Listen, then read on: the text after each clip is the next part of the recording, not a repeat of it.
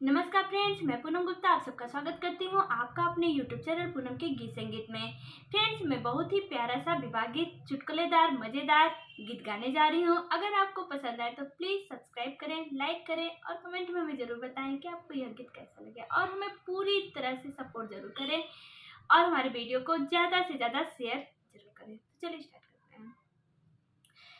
अरे पहिले पहिले हमारी गवनवा होई रे दादा, ओ पहिले पहिले हमारी गवनवा होई रे दादा,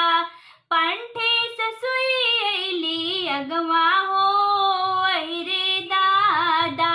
ए पंठे ससुई अइली अगवा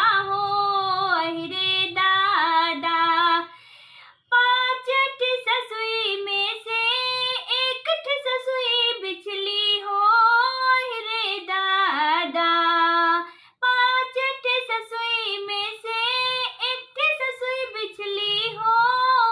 रे दादा, अरे उता मिलल कन कटहिया हो रे दादा, उता मिलल कन कटहिया हो रे दादा, अरे पहिले पहिले हम आईनी गवनवा हो रे दादा, पाँच ठेन पुड़िया गवाइले हो रे दादा, पाँच ठे पुड़िया गवाइले हो रे दादा, पाँच ठे पुड़िया में से एक ठे पुड़िया छटली हो रे दादा, पान ठे पुड़िया में से एक ठे पुड़िया बिछली हो रे दादा, ओ में नुनवा डालल जहरवा हो रे दादा, ए नुनवा बा डालल जहरवा हो रे दादा, पहिले पहिले हम आईनी गवनवा हो रे दादा, पहिले पहिले हम आईनी गवनवा हो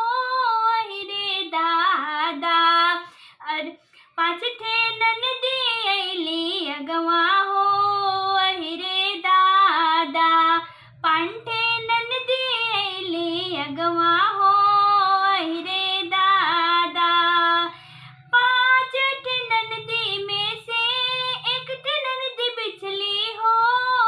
रे दादा, पाँच ठे ननदी में से एक ठे ननदी बिछली हो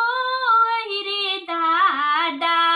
उता मिलल झगड़ैया हो रे दादा, उता मिलल झगड़ैया हो रे दादा, अरे पहिले पहिले हम आईनी गवनवा हो रे दादा, पंठे मरदा अइले अगवा